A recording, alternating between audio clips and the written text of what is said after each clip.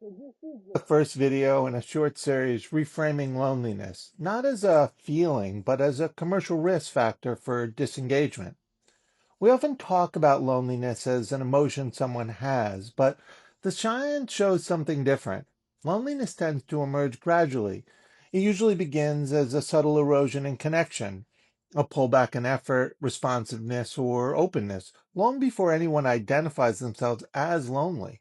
And this isn't a staircase towards some fixed destination. People can move in and out of connection depending on context, stress, loss, and whether their interactions feel safe or reciprocal. It's fluid, not linear, and it's not inevitable. Where this matters commercially is that the drift stage is when organizations first begin paying the price. They don't see loneliness.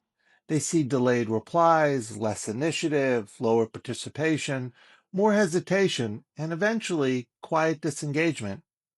Neuroscience helps explain this. When the brain detects social uncertainty, it shifts towards self-protection.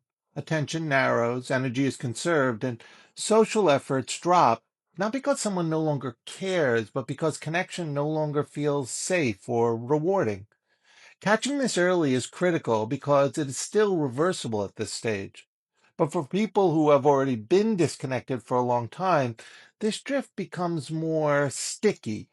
The brain begins to treat distance as safety, which makes re-engagement harder, not impossible, but slower and more effortful.